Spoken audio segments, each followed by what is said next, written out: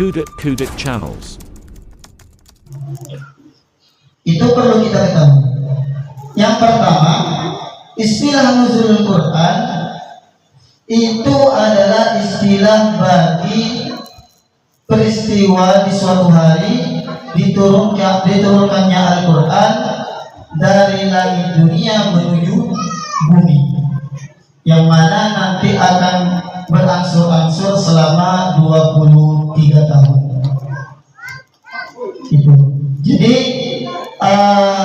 malam nuzulul Quran itu adalah turunnya dari langit dunia ke bumi.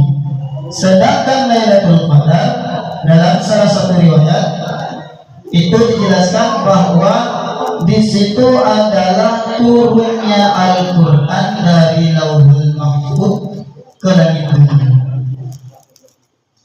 Berarti lebih dulu Lailatul Qadar daripada nuzulul Quran.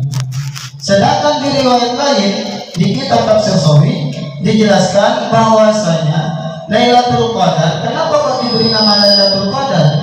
Karena di situ merupakan masa di mana Allah menciptakan semua ketetapan di dunia.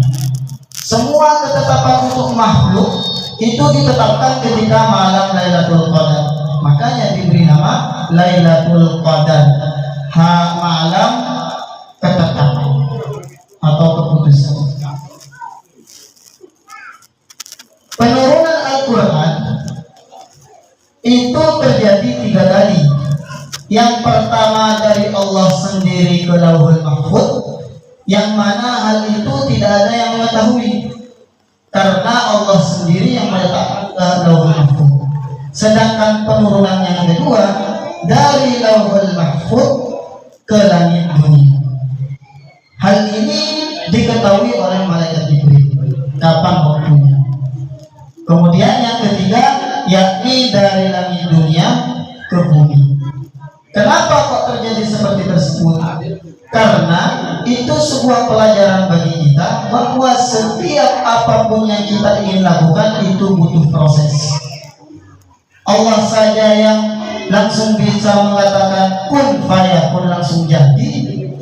Sedangkan kita yang masih untuk berusaha, kenapa tidak mau untuk menanti sebuah proses? Itulah pelajaran dari penurunan Al-Quran berangsur-angsur selama 3 tahapan. Kemudian yang terakhir baru diturunkan kepada Nabi Muhammad yang ketiga.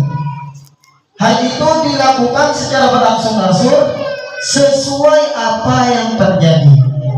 Makanya nanti di bawah ada pembahasan tentang kenapa kok kita diberi mukjizat, Nabi Muhammad kok diberikan mukjizat Al-Quran. Itu ada pembahasannya. Kemudian Lailatul Qadar tersebut merupakan malam yang lebih baik daripada 1000 bulan. Lailatul Qadri khairun min alfi syahr. Bayangkan kalau kita mau beribadah selama 1000 bulan, apakah umur kita nututi? Itu yang perlu kita bahas. Makanya mumpung kita masih hidup, perbanyaklah beribadah. Meskipun kita tidak bisa melakukan secara totalitas, namun kita bisa melakukan secara apa yang kita mampu.